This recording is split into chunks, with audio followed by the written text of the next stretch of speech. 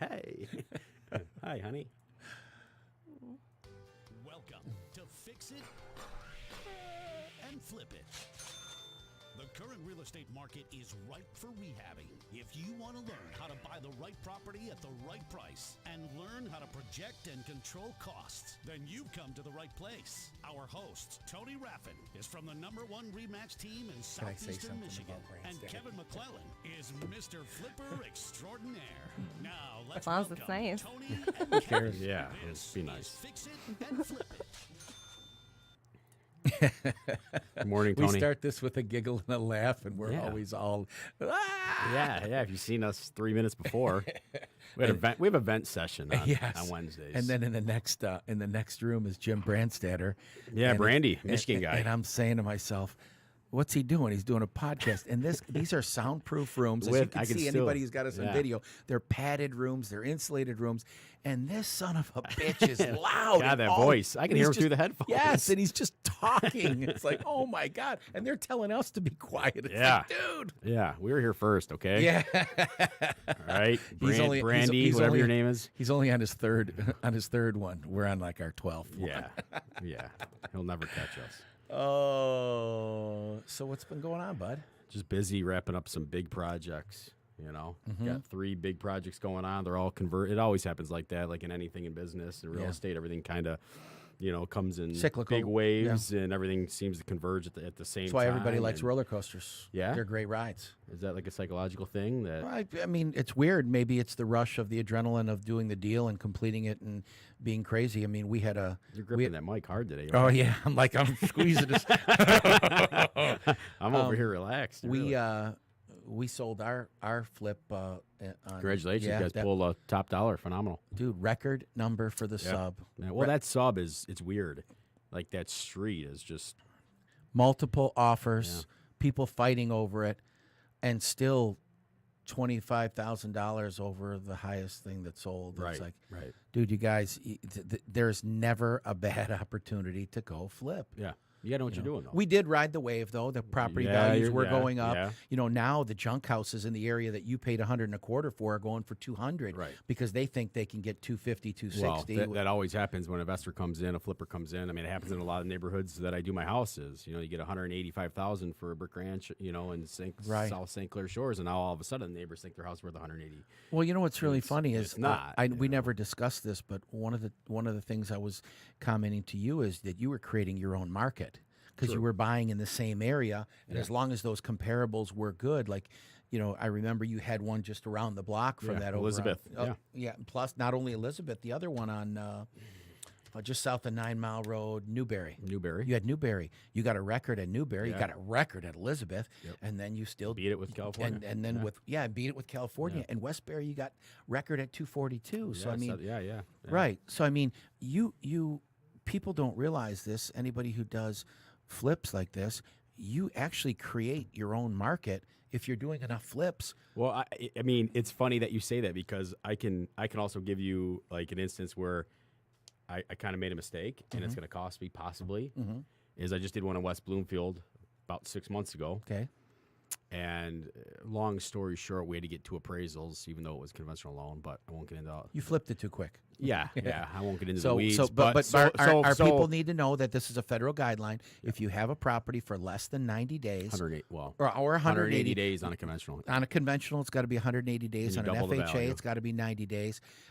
You have to do 2 appraisals. Correct. So, and that's to give the Yeah, I mean, because I'm sure some people comment. There's some exceptions to that. I mean, but There's a few, for the most part, yes. that's how it is. Some lenders you can get away with it, but so to not get long-winded, in West Bloomfield, first appraisal, I have the house under contract at $313.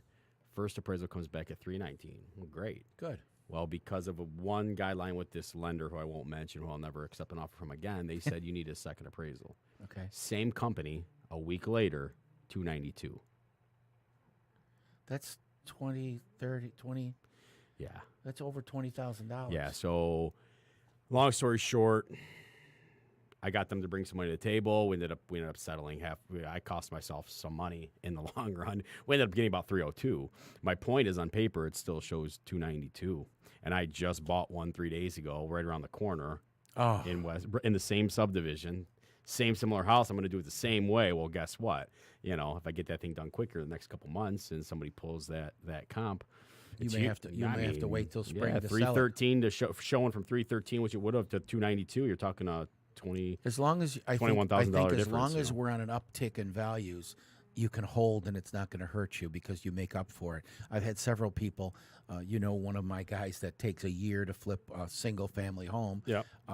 He makes up, he gets an extra $20,000 in profit just because the value of the property goes up and doesn't have to do anything. Well, in the last 3 to 4 years, anybody that slow played it and didn't move fast on properties and took their time, it actually worked to their advantage. It worked to their advantage, correct. Wait till we're going to hit a time where there's going to be a bit of a downslope, and every month that you take, or every quarter that you take to get the property done, is going to cost you 3% or 5%. Right. Well, you talked to Paul Apostolakis over at Omega, and he just did a video on Facebook, an ad that said, look, we're back to a traditional market.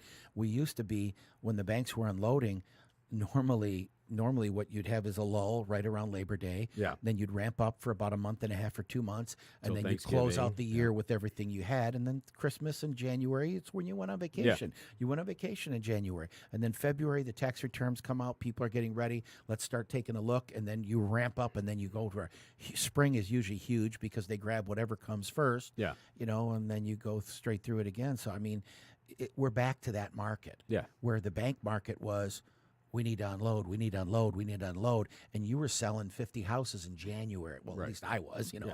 But I mean, 50 houses in a month. I mean, people don't do 50 houses in a year. Yeah. And we were just blowing through them. So, I mean, I agree with Paul, who's great. Omega Lending, man. Those guys are great. I'm a great guy, too. But it's funny, he called you, he was getting a new lender for which we were an investor looking for it was new last loan. week. You were out last week, yeah. So we were talking about it because I listened to Fox News on Sirius XM, and the commercials are different than what's on TV. And this one company, and I'll say it, it's no big deal. It's called Cash Call Mortgage. I don't think they're legal in Michigan, but they do mortgages for for investors. So they'll loan you the money. They'll loan it to you fair, and once they have a relationship with you, it gets easier and easier and easier, and the rates are fair. They don't charge 3-4 points up on top and kill you and take most of your profit out of the flip. But the bigger the portfolio you have, or the longer history you have, the better return on investment that they give you. And so we were talking about them, and Paul said, I got a lender. He goes, it's funny because I called Kevin. Yeah. So here's a lender calling you for your expertise on technically hard money. It's really not hard money, but in theory it is. It's hard money. You're correct. Not going the traditional route through the bank, right? Whatnot, but the rates weren't that bad, and he said, Kevin even thought it was pretty good. I thought it was pretty fair. I remember the conversation. It was about a month ago. Yeah. Yeah, so he was like, and he came to you. So how's that feel to be an expert in your Well, listen, isn't that why we do what we do, and why you talk and you network and you meet people that are maybe not in the same exact business, but a one-off and in the same kind of circle? Yeah. I'm sure I'll have questions that I call Paul on, and likewise. And absolutely. I mean, I call you to bounce things off you. You call bounce things off me. I mean, you just flipped the house. I mean, we traded contractors, right? Yeah, we traded advice. Contractors. What should I do this first or that first? Right. I mean, likewise. We went overboard. Yeah. But that's okay. You grow the market. Yeah. And, you're going to make some money on it. And close. Not really a lot. It was I was trying to make you feel good. Thanks. Well, let's get down to the nitty gritty because we're gonna have about a 30-minute program today. So, well, let's get into a couple questions. Here's where it comes back to basics. Yeah, back to basics. About what the show is about, fixing and flipping, because so many people are interested in doing it. I get so many calls. Tony gets calls from investors, want to be investors, saying, find me a house. I want to flip. Me and my wife want to flip a house, So we had some comments and questions come in through the Facebook page over the last 8 weeks. We just never got to. So one of the comments for Tony was, what are the pros and cons of working with investors / flippers? Because traditionally, you do a ton of business. You have hundreds of transactions a year. Correct. And normally, 80-90% of them are with a typical owner-occupant. Jim and Sal, they want to buy this house. Right. Here, you hold their hand, you walk them through it, you get the deal done, right? Yep. So working with investors and flippers, whatever term you want to call it, is probably completely different, right? Or no? You answer the question. What are the pros and cons of working with investors? Well, the great thing about I used to tell my agents when it was an REO industry, when we were into the foreclosures, I says, grab you 10 investors that buy 10 houses a year, and you just flipped 100 houses. and then they're going to give you the deal on the backside, and you could have 200 houses in theory. I mean, it's just in theory. But grab the investors because they will always buy through thick and thin. Mm-hmm. And I've always said that, and it's been simple. I mean, you and I have gone through probably 10 transactions. More than that, yeah. More than that, whatever, but let's say 10.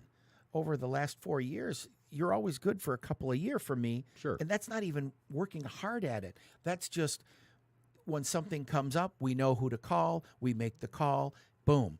So it's it works easier if you're calling one person instead of 30 people.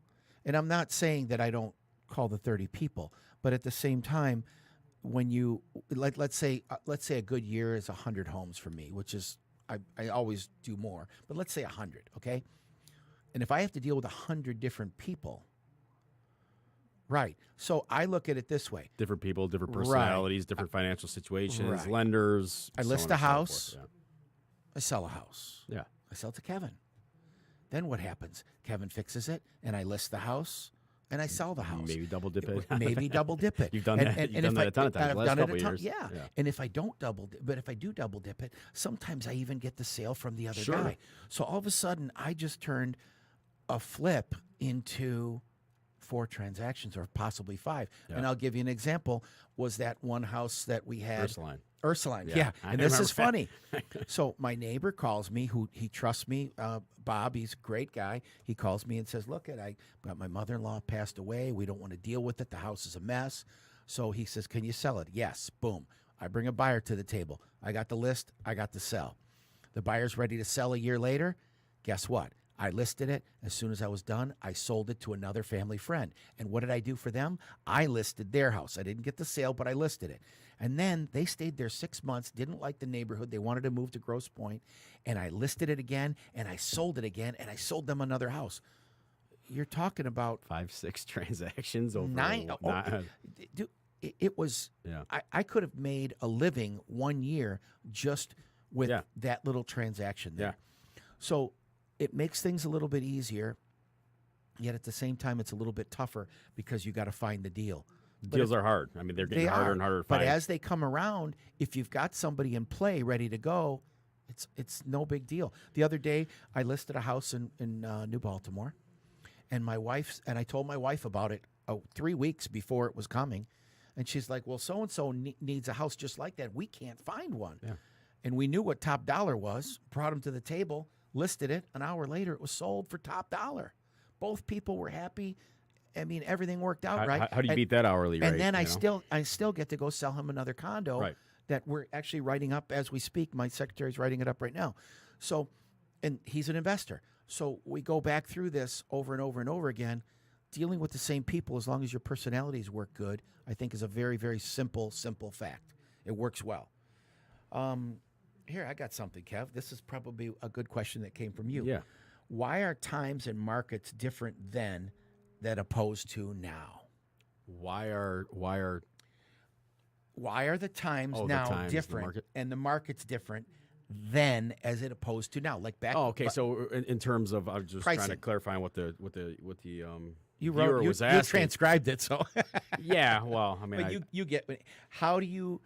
Yeah, so the times are different now in terms of flipping and renovating is because, well, let's face it, some of them are just common knowledge. Like, there's just a lack of inventory. We all know it, that those flippable properties, there's just a lot less of them right now. Mainly is because of the big guys, Fannie, Freddie, HUD, so on and so forth. I remember back 5 to 6, 7 years ago when I was looking to buy, and you know, I earned enough cash or flipped the house and wanted to go buy another rental property. You would go on the HUD Home Store, and there'd be 70, 80 listings in one city, like call it East Point or Roseville. Now there is maybe one if you were to go on right now, or maybe, and everybody's fighting for it, and maybe 0. Right. Same thing with the Fannie, the Home Path site. So that you had this big wave over the last 5 to 7 years of these TV shows. As stupid as it might sound, you had everybody watching these shows. They were the hot thing. You had millions of viewers, and because of that, you had thousands and tens of thousands of people that decided, hey, we want to try flipping a house. So if they all just pick out 1 or 2 of those houses of that pool that seasoned investors like me that do 20, 30 a year do, well, that hurts. Right? Yes. That's like a bunch of new agents getting in the market in a certain market in Macomb County that want to become realtors, and they all grab 2 or 3 houses a year. It's going to hurt you a little. I mean, it's going to put a ding in. Well, you know in what? you No, do. it's really not, because it's funny you say that, because Paul said something about it last week. He goes, I don't control 100% of the market share right now. No, but to think that all these new agents that have gotten in the market over the last couple of years, if you don't think that they've snagged a listing that you may have gotten, Oh, yeah, absolutely. that's all I'm saying. Yes, if you don't that's agree with correct. that, Yeah. then we're going to fight no, outside yeah, now. but I don't really think it's that significant. But you're right. The newbie, the amateur. The question was, and I'm just listing. Yes. Okay. Okay. You want to fight? Sorry, You want to fight today? No, not today. Just because you dressed like me and we dressed alike doesn't mean that you got to act like me. Do I got a V-neck too, or no? No, not I got really. that wrinkled collar like that guy on TV. So use Downy my fabric point softener. is maybe that's a couple percent. Then it's the amount of properties that the banks are selling because they liquidated most of their inventory, and then it's how many people got in the game. Yes. The margins, the increase in price in labor, the increase in price of materials. Mm-hmm. Everything's gone up tremendously. All of these things have gone up tremendously. So there's probably 4 to 5 different reasons why the times are different now. There were more properties available 5 years ago. Less investors were in the game, and the banks had way more inventory. It coming from the lower value prices, because you started on the bottom. Yeah. Okay. 2010. You didn't start from a high point and then go down and then ride it up. I have some of my investors were buying 3-bedroom brick ranch rentals for $85,000 and $90,000, and then they rode the wave down, and then now they rode the wave back up, and they're okay again. Yeah. Once again, if you're renting it, it doesn't matter what it's worth, as long as you can get your rental dollar out of it. What the value of your portfolio is irrelevant unless you're selling or unless you're leveraging the portfolio. Correct. Okay, so it's really, that doesn't really make that much of a difference. I think the biggest thing is your mentality, I need to buy this low, still doesn't see the mentality of you setting records everywhere you're buying. Right. You would have never thought you'd have gotten the money you got out of California Street. The same thing with Englehart Street. You would have never thought that those numbers were even attainable. That's why you needed to buy at a lower number. And as you buy at the lower numbers and the spring market gets hot because nothing's out there, prices are shooting through the roof. But so I'll tell you a funny story just to circle back to this California house we keep talking about, only because it's your basic brick ranch, 2-car garage, basement of St. Clair Shores is. I'll tell people I paid $100,000 even for it, right? I flipped it, put money into it, sold it for $185,000. There was money put in there. I didn't make that much money. I had a chance to buy the same house 2.5, 3 years ago, and the guy wanted 70, and I wouldn't give it to him.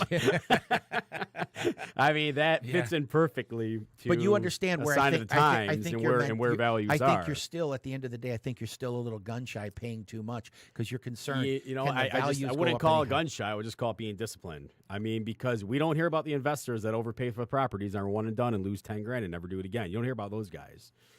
Name one of them. Name a guy that loses on 3 properties a year. You can't.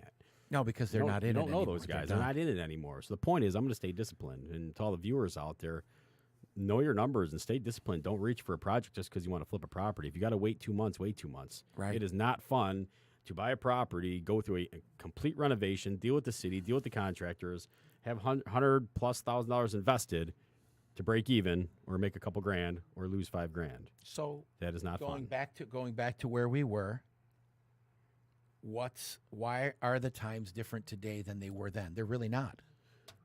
Well, they are in terms of finding properties. I don't care who you ask. You can ask any investor right now. I mean, because it's just harder to find the properties. The properties for reasons I just listed.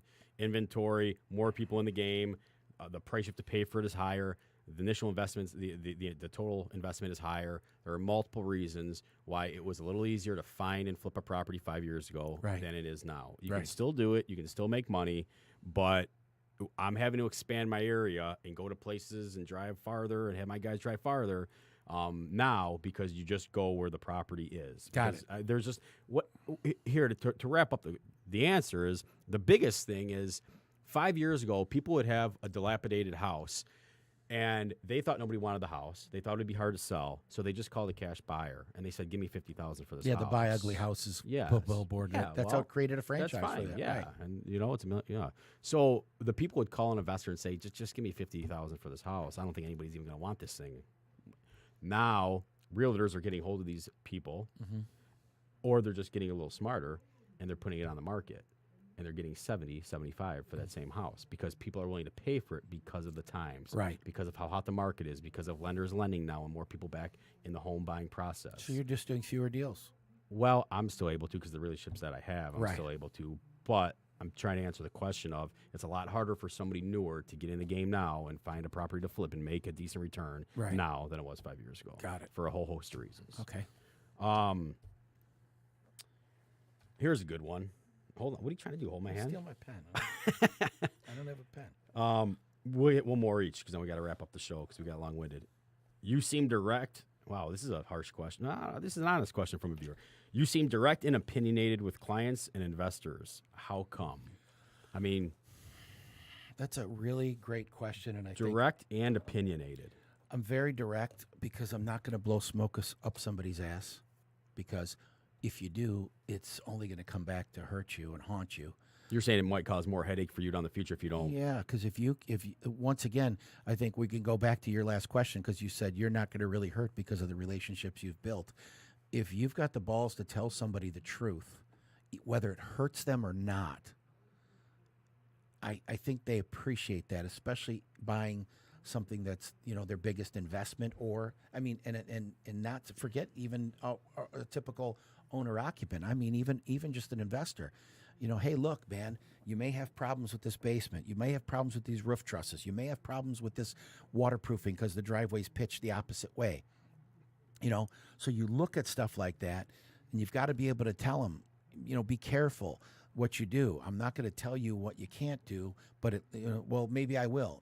And I've been told you, and it. I've told you how many times you ain't buying this one, right? And I've called you about one of your listings. I'm sitting there, I see it come across on whatever listing book, Facebook. Yeah, I'm like, Tony, this is his listing. It looks interesting. Why the hell he didn't call me? Yeah, fucking call him really quick. Right. And before I can get the words out of my mouth, why didn't you call me on this? You're like, yeah, it's not for you. Right. You're not buying it. Yeah, that one on Forest.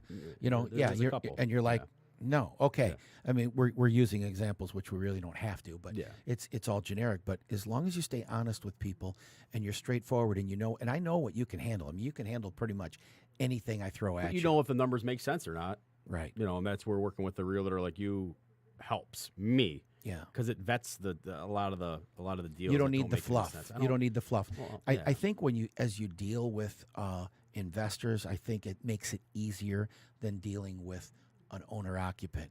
But I mean, you're direct with your owner occupant clients. I am. I tell them the way it is. They may not like it, but I've always found that being direct and blunt. And this is the way it is. Like when you that gets us in trouble sometimes, doesn't it? It does, and I've lost some listings for it. But overall, I think it's more beneficial. I think it's more beneficial, especially when they call you back and say, hey, can you sell this house for me now? Because the guy that I did give it to, because he blew smoke up my ass. Yep. He told me how beautiful it was and there was no foundation issue, this, that, and the other, and told us we can get $300,000 for it when you were right at $275 or $260. So we want to sell it now. We wasted enough time. You wasted enough time. You took it off the market. And what's your carrying costs for carrying a property for an extra 6 months? Now, what time of year? Now you missed the selling season when I told you to put it on the market at X price. So a lot of people don't. Yesterday I went to a listing appointment. I went 2 weeks ago. I told them, look, your place looks like shit. It's cluttered. I told him the place smells like dog. Yeah. Okay. Your windows are filthy. The place is cluttered. It does not look good. This is what we need to do. And they gave them 2 weekends. They called me back on Monday and they said, hey, what do you think? Can you do something here? And you came back, looked at it. Did they make some of the improvements? Man, I walked in. As soon as I pulled up the house, I couldn't even tell it was the same house. I smiled, and I'm like, and they saw me. They were standing at the door and saw me smile because I didn't see them, but they're looking at me, and I'm like, oh my God. They felt proud. They improved their property. They took your advice. They didn't get offended. They took your advice. Mm-hmm. And I think it's a good lesson to everybody out there that if you're thinking about listing your home, whether it's an investment property, because you've done it to some of my homes. This landscaping looks like shit. Right. Rip it out. You got to redo it. Spend $1,000. We'll get you 10 grand more for the house. And we did. I know. and we did. A lot of things we talk about go back to our past. Yeah, but I mean, in properties that we. I think it all comes around, and as long as you can stay straight with everybody and you can be honest with them, the honesty is the best policy because you're not blowing smoke up somebody's. Look, it's overpriced. It's not happening. It's not showing. I'm trying to explain it to you. So shoot one more my way, then we got to wrap up the show. Okay. Pick a good one. This is a real good one. Good one. Uh-oh. Approximately how many houses have you flipped? Have you lost money on deals? If so, how come? And what were the factors? So how many houses have you flipped? Oh, man, over 100. I'll just say over 100. Okay. Have you ever lost money on a deal? And if so, why? Never lost money on a deal. Maybe scratched out a few pennies on a couple. And that's just because of you're dealing with, in certain areas, 50, 60, 70, 80-year-old homes. Mm-hmm. And there's just no way to know what you get into once you start opening up walls. Right. I mean, plain and simple. You know, you open up the walls and you see like live wires and stuff there that there's a lot of hidden things that you can't. There's plenty of houses that we've done that we've opened up the walls and we're just shocked that the thing has not lit on fire over the last 30, 40 years. True. I mean, literally, I just did a house and a live 220 line that had power to it, just sitting in the wall, sitting in between the walls, and so really it's the unforeseen, you know. Other than that, I think getting crushed on appraisals. I guess those would be the two things. I mean, if you know your acquisition price, you know your renovation price, and you know roughly what you can get on the back end. Yeah. You know, the ones that I've eked out a profit, like one I got going on now, it wasn't the biggest profit. It was because I took a $17K hit on the appraisal. Right. And we fought it in another appraisal. But thank God you bought it where you did. I bought it where I did. I'm going to make some money on it. You get your money back. You don't cry about it. You move on. You got other projects coming down the road. Right. So those are the two main things: is unforeseens, things that there's maybe no way of knowing, or maybe you overlooked something. Yep. Maybe you didn't see that crack. Maybe you didn't see the problem with the chimney or the roof. Right. Or the bad furnace, or the trusses. Trusses. Whatever. Trusses are usually, people don't see those. Yeah. When you find a cracked truss. So. Yep. That and getting crushed on appraisal, because if you renovate the house nicely and you're pulling top dollar like we talk about, if you're the highest number, if you're going to become the highest number in the area, it's hard unless you got some cash sale that has gone through or some conventional sale that's gone through. Or your own sale from something else. So stay in the same areas. Yeah, stay in the same area. So that's it. All right, you guys. Sorry we had to cut the show short today. Yeah, we had to do a short half-hour show today, but we'll be back next week. And you can sign up on our webpage on Fix It and Flip It on Facebook, or you can find us on Google Play or iTunes or Stitcher, and look for us for Fix It and Flip It, the podcast, or on PodcastDetroit.com's website. And if you're looking to unload a property that you can't get rid of, it's a little stubborn thing. Maybe somebody in the family passed away. You need to unload something. You don't want the headache. Give Kevin a call at. Call me at 586-855-4041. I'll make you a cash offer. If you know of a friend, family member, neighbor that's looking and they've said, hey, we're just done with it, we just want to sell to an investor, again, I can close the deal quickly, no inspection, no appraisal. Again, give me a call, 586-855-4041, or go to my cash, the number 4, Your House Now Facebook page, and check out what we're all about. And likewise, if you got that house that you identify that you want to buy and live in, the house that you have that you want to sell, or you're an investor that wants to work with a good realtor, give Tony and his team a call. 586-773-4400, or find us on our website, www.talktotony.com, TalkTotony.com, or inbox us at fixitandflipit.com. Yeah. If you got any more questions, we've got a few more we're going to go over next week. And we also have a new guest next week, Scott Zemmons from he's an agent in our office, on our Warren office. He's one of our owners. And this guy is turned a lot of properties. Oh, my God, man. Wait till we hear some stories from this guy. He's an awesome guy, and he's also a fellow bourbon and whiskey drinker. So with that said, we'll see you guys next week. Thanks for listening in. Have a good week and weekend. Please forward, share, like, and let everybody know about this podcast so we can get it out to as many people as we can. And we'd love to hear your comments and concerns on our site. Thanks again. Have a great day. Have a good one. Bye-bye. You've been listening to Fix It and Flip It with Tony Raffin and Kevin McClellan. Be sure to stop by our Facebook page, like it, and follow. And come back again next week so you can arm yourselves with the tools and strategies to become a successful real estate entrepreneur. This is Fix It and Flip It. All right. Okay, see you guys. Bye.